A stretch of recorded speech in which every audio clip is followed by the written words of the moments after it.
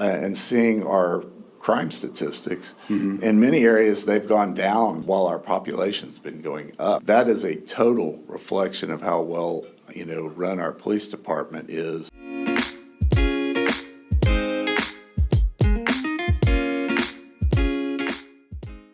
Well, hello and welcome back to another episode of Discover Seguin. I'm your host, David Pope, and I'm here today with Place 2 Council member, David Eveld, and we're just going to have a great winding, and we don't even know where this conversation is going to go, but we're going to talk about our great city here and what's going on at the City Council, and then maybe just a few other things. So, David, welcome. Thank you. Thank you for having me. Yeah. Excited. Yeah. Appreciate you joining us. Now, you and I were just talking, and you had mentioned to me that you're a pretty new council member, and I wanted to hear you were saying that there's kind of the council has a bit of a training program available for you. So can you tell us a little bit about that and what that looks like? Yes. And like I was saying, this wasn't even on my radar until August of last year. Sadly, the Councilwoman, Miss Sonia Mendez, passed away in June, and the seat was open, and somewhat asked me to run because nobody had signed up. Sure. So wasn't on my radar, but signed up, ran, and won. And I'm saying that because I really didn't know very much about city government at all, So I've been very impressed since I've been on. I've been to all of 8 meetings now, I think. But they do have an orientation process. There's 2 or 3 all-day seminars where department heads come and give overviews of what's going on in their departments.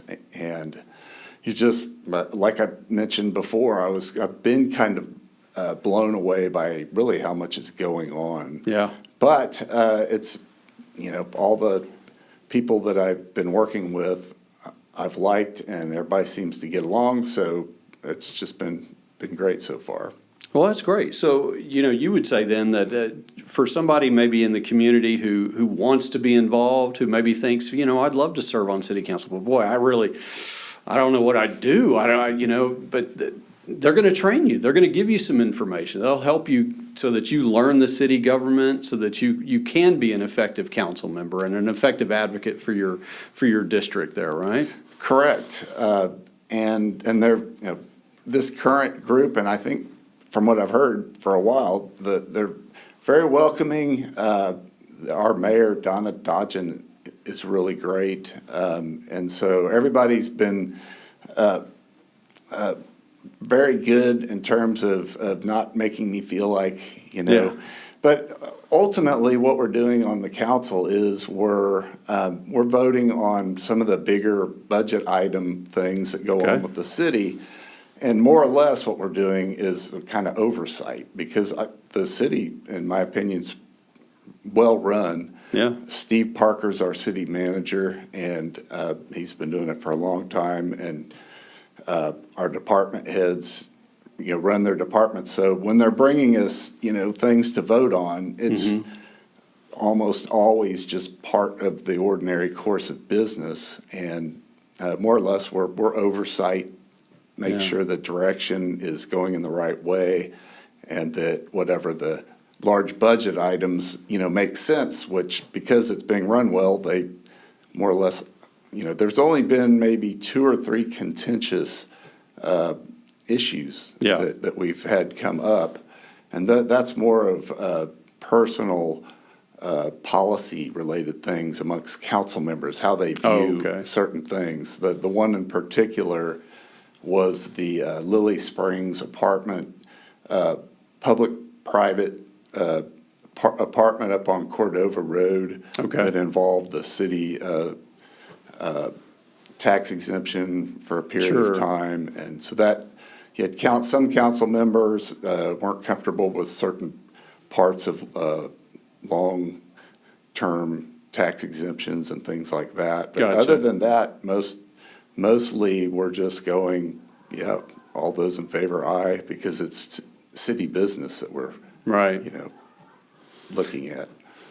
So what else is going on? I mean, I know there must be some exciting things. There's probably some things maybe you can't talk about, and I guess we won't press you too hard on that. But the things that you are at liberty to speak about, could you tell us a little bit about what's going on? Maybe some things that folks aren't aware of yet. The things that people may be seeing are 123 and I-10 is where we're going to have an academy and a Hobby Lobby. Yeah. And I think a Five Below at James Avery.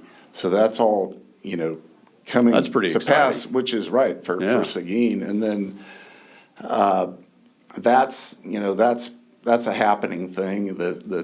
We also have a very robust and very successful economic development corporation that is always trying to invite business in. We had, I think in '24, we had some industries that came in, Niagara Water, Right. Aeroteca, or something along those lines. Okay. There were about 3 industries that came in, and there's a lot of interest in Seguin, and another thing that's interesting is downtown, the city had purchased the old Nolte Bank. Right. I know that there's a lot of excitement about that. Right, as to what to do with that. So they've put out, for bids for consultants to give us ideas on best use. And really, the citizens of Seguin, they can also come and express, if they have an opinion on what might be good for that area, they can come. We have the 5-minute at the beginning of each city council meeting. Anybody can come say anything. You got to sign up, but then. I read a couple of the minutes here before our meeting, and I thought, well, this is the exciting part, is reading that part. Right. Right, exactly. People, congratulating, Little League champions and things like that. But really, that is a time slot for things like, that's an important building downtown. It's on our city park. That's like 1/4 of the block as to what we're going to do with that. Sure. And that's a big part of what the city council does is, make sure that the direction that, we might go with a project like that makes sense, So on that Nolte building, you've probably heard 100 ideas about it. I mean, what do you think of? What's some things that you've heard that you thought, wow, that's really interesting, or that's unique? That would be. Yeah, I think they might be talking about another hotel. Okay. In that spot. I don't know. I haven't really, that's a tough one for Seguin because, some big businesses have struggled downtown, so really have to, that's where, people need to give some ideas on that. Yeah. So, I would say, I would say some sort of retail business myself, but that might not ultimately be the idea. It might be something else. Yeah. It's got to be a destination business, though, right? I mean, it's got to be. Of course, I think we keep hearing there's a lot of folks that are just coming to Seguin just on the weekends and from out of town. I can't remember where I heard this recently, but someone said, roughly half of the people downtown usually are not from here. Right. Right. I think, and we get so many people from the South. Yeah. It's not necessarily people that are coming. A lot of them are coming just from other places to see Seguin, but a lot of them are coming from Cuero and Gonzales and Stockdale because this is where they do their shopping. Yeah. So that's a big segment of the people that come here. That's why we would need a consultant to sort of get a feel for the market on whatever they might put there. Sure. Yeah. Give you some ideas. So we're probably not going to see a Pearl district down there, right? My gosh. Oh my gosh. Wow. That's thinking big. I just want a jazz club. That's all I want. Well, right. Well, jazz club down there would be great. If something like that outside of the box, if it could work, that would be fantastic, of course. Yeah. So I'm going to talk a little bit, maybe just kind of more personal. You know, you're an attorney here in town. Yes. Been practicing here how long? I moved here with my wife right out of law school in '95. Okay. And neither one of us wanted to stay in Houston. We wanted a small town, and I found a lawyer. After talking to about 50 lawyers in New Braunfels and San Marcos, I found one that was hiring here in Seguin. So we moved here and loved it immediately. And so you went to law school at? University of Houston. Okay, which is where I went to law school as well. Oh, okay, yeah. So it's interesting. I didn't know that. What year did you graduate? Only very recently, 2018. Okay. So, yeah, and I've never really practiced, so, Okay. you know, I just pretend to be one on TV once in a while. So you moved here in '95, and you guys have how many kids? 3 kids. 3 kids, all right. So, yeah, we moved here and bought a house on Baker, and then moved over here on Camp Street. I lived just a couple blocks, actually. Which is right to be next door to totally us honest. here, I live yeah. across the street, Yeah. yeah. So lived there since 2000, so basically raised my kids, you know, right here downtown. And it's, you know, it's just been great for us. We love Seguin. I've always called Seguin a diamond in the rough, which Yeah. for me is perfect. Yeah. Because it really is a quality small town, but it's just not New Braunfels enough Sure. for people to come swamp us, you know. Well, that's a good thing. Exactly, right.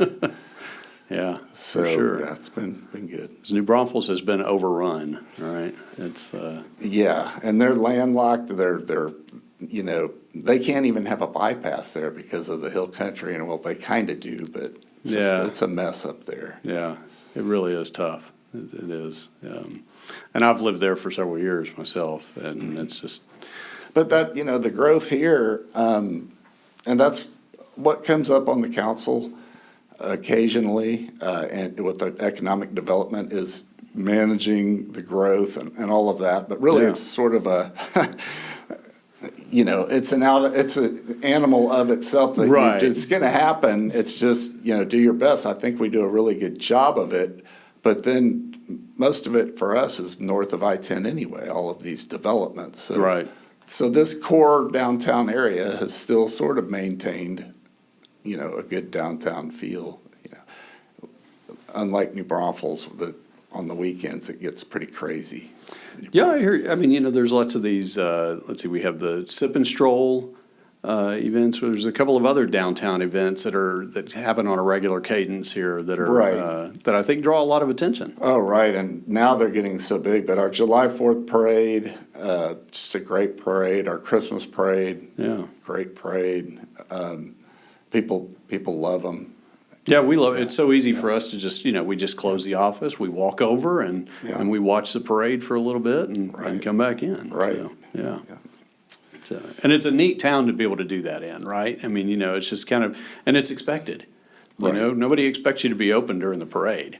Right, Right. They Oh, know that yeah, you're, I mean, they know our you're going to favorite the parade. weekend here is my favorite weekend is Fair Weekend. Yeah. Because it's the fall hits, and in fact, when we got here in '95, our first child, my son James, was born October 13th during Fair Weekend. Okay. And so that, you know, everything closes on Friday for the parade, basically. Right. You know, and it's just a great weekend. So David, tell me, you know, without stepping on too many toes or anything else, tell me what do you really love about Seguin, and what places do you love here in Seguin? Oh, I just love, well, I live downtown, so I love that, for me, my life all happens within a very small area. I mean, the outer edge for me is H-E-B and Home Depot. Right. Going east and going north. But I love the people, you know. It's just a broad spectrum of people, all kinds of people, and they're just good people here. So my favorite places, I'm kind of a homebody. Other than that, probably my church would be I'm sort of deep into just my faith. Where do you attend? St. James, which is also on Camp Street. So I live on camp, work on camp, go to church. Go to church on camp. Yeah, That's good. interesting life, yeah. So tell me about your service there at St. James. You lead a prayer group, and tell me kind of what else is going on there in y'all's faith life there as a family and as a church family and all. Oh, it's just, we have this really great Polish priest, Father Stan Fiuk, who is just a old school Eastern European, believing Catholic priest that I really love, and so he really had a rough time during COVID because attendance fell. Sure. And so now it's starting to come back, and so it's exciting to see. Really, it's exciting to see all the young people coming. It seems like we had a lot of older people fall away that aren't coming back, but a lot of younger families filling the pews. Yeah. Which is good sign. That's fantastic. Yeah. Definitely want to see the churches be, full of folks. That's a good thing. So tell us, as I understand it, at one point in time you had run for judge here in the community. Tell us a little bit about that experience. Right. Well, the county court at law here in town, it was Judge Linda Jones for 20 years. Okay. And she had jurisdiction over probate matters, juvenile matters, civil matters, criminal matters. Basically, it was a court that dealt with almost everything. And so I told my wife over the years, if that one court opened, I'd be interested in running for judge for that court. Okay. And she retired in 2014. And my wife immediately looked at me and said, well, are you going to run? And I said, yeah, that's the one. So I ran. It was exciting. There were 3 other candidates, and it was the final percentage-wise was 27%, 26%, 24%, and 23%. And I got the 23%. Wow. So I missed the runoff by about 200 votes. Yeah. But great experience, and seems so long ago that now I tell people I've never sort of been in politics, but that was a much bigger endeavor than running for city council was. Yeah. My city council district 2, the northern boundary is like San Antonio Street.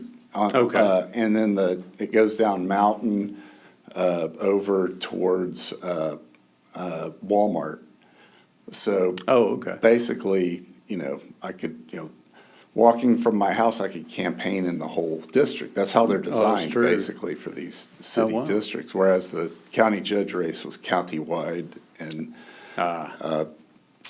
so I was actually set up in that regard pretty well. I'd already figured out how to do, politicking and, So I'm new to city politics, but I had this other experience of running for judge that helped me quite a bit. Yeah, campaigning is kind of its own animal, right? It's very different than actually the job or the governing or the judgeship. Right, right. Really, it's a great experience for anybody, because all of a sudden you just get to meet people and you have a great excuse for meeting them. You're running for office. You're not selling something. Although some think that way. Yeah, some people don't want you knocking on their door no matter what. But both times the experience was just great. Just to be able to meet, get out, meet people, and see what people are like, see what my district is like. Yeah. So the inner city's sort of I live downtown, right. So I don't really, where I live, have neighbors. It's commercial. It's all commercial. Yeah. So I really never had the opportunity to get around and knock on doors, and so that was great. 2 blocks away from my house, and I'm knocking on doors, and I'm going, yeah, I live 2 blocks away, and they're like, no way. And I'm like, yeah, I've lived there for 24 years. So that was great to meet a lot of people. So. Very cool. So, tell me, what does your wife do? She's a realtor here Okay. in town. She works for Remax. All right. But basically, works for herself, but Yeah. her broker is Remax. And she's been doing that for quite a while? Since about 2012. Okay. Yeah. There's some ups and downs there during that time, for sure. Even during the ups, it's a roller coaster. Yeah. It's, especially with my wife, she's a perfectionist and type A, so if the deal's not going exactly the way she wants, it's a roller coaster. But no deal goes exactly the way you want. So, Yeah. But it's been great for her. So we noticed your wife is actually listing the Abbott House. Right. We had a Christmas party there a couple years ago. So tell me, that's somewhat of a historic and known property in the area here. Looks like that may be changing hands soon. Right, yes, it's under contract, and the Abbott House is great. That's where we had our daughters. Actually, the Rileys had the rehearsal dinner. Oh, there okay, for the wedding, and have been to other events there, and I feel kind of like this is a closed session issue from City Council, but so it's under contract, but it looks like somebody that may continue the use of it as that type of a venue, which is probably good for Seguin. It could have just sold as a residence. Sure. And my wife wanted me to buy it as a residence. Oh, okay. Yeah. So there was a lot of interest in it, and it's a beautiful property. The people that Paul and Judy Kelly just really put it in fabulous shape. Yeah. So it's just a great property for Seguin. Yeah, it is a neat. We actually have a number of really neat properties around here. Just some of these beautiful historic homes and other buildings. There's just a lot of fairly well preserved properties here that hopefully will continue on into the future. Right. That we without sounding like a homer, I've just really been impressed by our department heads, and really particularly our police department. Yeah. We've got a great chief. People need to know that we have a police department that wins awards for how well it's run.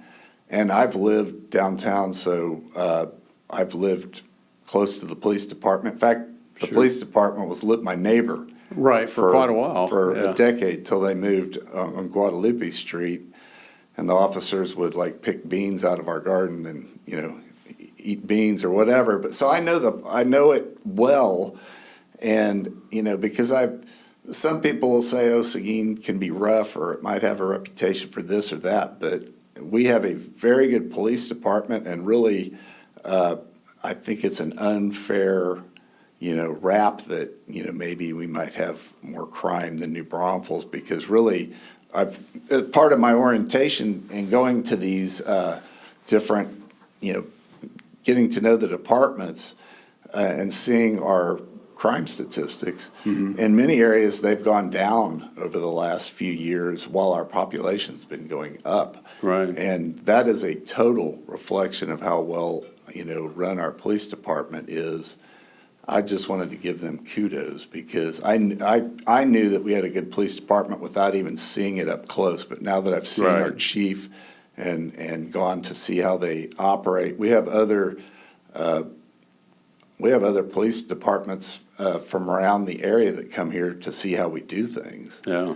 And same with our fire department. And Seguin, the people that live in Seguin need to know they can be proud of those types of services, those key core, safety, security services are very sound here. That is critical to community development and attracting businesses and attracting visitors and all the things that we that we generally want for a community to be able to grow and be strong. Right. People shouldn't be. It's another. When you ask me what I like about Seguin, it's safe. Yeah. You know, it's, we've lived downtown for 24 years and never had, knock on wood, so much as a rake taken from our yard. Yeah. So, it's just a great small town. Yeah, and I think you could walk around this square or into the park at night without any real fear of anything. Right. I mean, not that nothing can happen to you, but I mean, just no reason to be Right. And fearful of I those know as things. an attorney, because I don't do as much criminal law as I used to, but I used to do a lot of criminal law. And Seguin's, it's, what I've learned over the years is that the, seriousness of the crime goes down the farther away you get from the big city. Seguin, a lot of our crime with younger people isn't even sort of serious crime. It's more like knuckleheaded, stupid crime. There is some serious crime, don't get me wrong. Sure. Everywhere there would be. But looking around, like we're talking about, there's no reason to be fearful of really walking anywhere. My district is perhaps the most economically disadvantaged district of all of them, and so I'm walking, in the areas that people might think are quote unquote rough or all of that. Those were the areas where the people answered their doors. Those were the areas where people had their doors open. Yeah. And it felt really like I was in a small town. Yeah. And very welcoming. I mean, it was, the area where people might say, "Oh no, don't go over there." Those were they were the friendly, welcoming. They were the friendliest people. Yeah. The farther out I got, the more no solicitors signs I saw on the doors. Sure. And the people that came to the door angry, if they didn't have a sign, and I knocked on their door. So. I was just reminded, I've done a couple of mission trips recently in Cuba, and we just did door-to-door evangelism in those places, and it is always just so shocking there how welcoming and inviting the people are. They're so friendly, and I almost never left a home where someone didn't say, "Anytime you come back, you have a place to stay. You come here." There's just a real. I think that's maybe a misnomer, right, about economic advantages, and maybe there is an inverse relationship to economics and hospitality. Yeah, there almost seems to be. Yeah. I mean, it was so funny that as you might imagine, a small town thing. I knocked on a couple doors, and it was people that were related to my opponent. Oh, okay. But they were so nice. Yeah. They'd say things like, "Oh, yeah, that my cousin is your opponent," and we'd talk, and then they'd say, "Well, good luck in the race," So I just had something else flash in my head that I was thinking of mentioning. I didn't realize this can be casual because it can be edited. So I'm sitting here thinking, I got to be on. But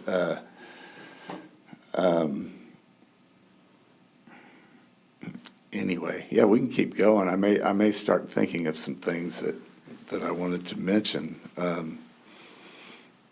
Well, tell me about, I know there's from the manufacturing side, obviously Seguin has a large manufacturing business community. We've always been very strong in that. And I know that there's a water plan in place now to try and open up some additional land for some additional industrial development. Maybe you can tell us a little bit about that and what the kind of the status of that new water line project is and everything. Right. Well, there's a lot of big parcels, I'd say more along I-10 that we're one in particular north of I-10, west of 46, that trying to work with businesses to come in there. And so, the city has spent a lot of, time expanding the water lines out and gone all the way up 123 to Link Road now, I think. Oh, okay. I think we're replacing Spring Hill's water in a lot of areas. Oh, is that right? Right. Okay. And the city really is, and I can't really, again, I don't want to sound like too much of a homer, but I really can't say how impressed I've been. Like, if people don't know, Seguin is what you'd call a city manager-run city. We have the mayor and council that sort of oversight and that type of thing. But Steve Parker's like our CEO. Sure. And what goes on with the planning for the future is very impressive. What they've been doing to build the infrastructure with the, building water lines and moving our wastewater plant so we can expand it. And we also have a very solid wastewater department. I mean, that's pretty important. Everywhere I look, Steve would tell you, I think, that one of his best attributes, although he's very good at what he does, is hiring. Yeah. He hires very well, and he's built a team that works really, and you can see that. When I while I was campaigning, I went to a public meeting that they put together, and a bunch of department heads came to the meeting, and they all sort of talked about how long they had been there, and almost to a man and woman, they said, "This is maybe my third or fourth city that I've worked for, and it's by far the best run city that I've worked for, and it's by far the best that people work together."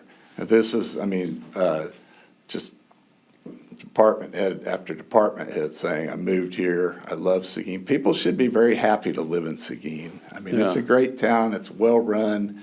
It's still conservative in terms of, making the people that run the city just making good, sound decisions. Yeah. I've just really, I've only been to 7 council meetings so far. Yeah. And it's not like all of a sudden I need to know everything, because really we're just voting on things. But everything that's been brought before the council, it's like a well-run business, So I guess that's true, right? Yeah. We don't always think of it that way, but a city has a culture like a business has it, or the city government has a culture just like any business would, and that's definitely, whether or not that culture is good, is a reflection of the leadership for sure. Right, and you would think you would see a crack here or there. It's not perfect. These are just people. But sure. you would think, and maybe I will see it, but I don't think I will, because just talking to the other people on the council, and they're the ones that have been there for 6 years and 5 years and all that, that's that they share the same sentiment. You would think you'd see a crack here or there where somebody might not get along, and there's some politics. Yeah. But really, that's what I don't see. That's what I haven't seen. I've seen the opposite. So anybody who might be thinking that they want to get involved, they're not going to run into some sort of crazy, backroom politics stuff. This is if you want to get involved in your district, if your council person is terming out, or if you just want to get involved, it's going to be a great experience right now. And people need to get involved. Well, that's awesome. Well, David, thank you so much for joining us here. And I hope you've enjoyed this episode of Discover Seguin. We'll have other episodes for you coming up soon. We've got some more exciting guests, and we'll hear new and exciting things about what's going on in Seguin. If you like this show, please share it with your friends, share it with your neighbors. Let them know all the good things that are going on in Seguin, Texas. Thank you. Bye.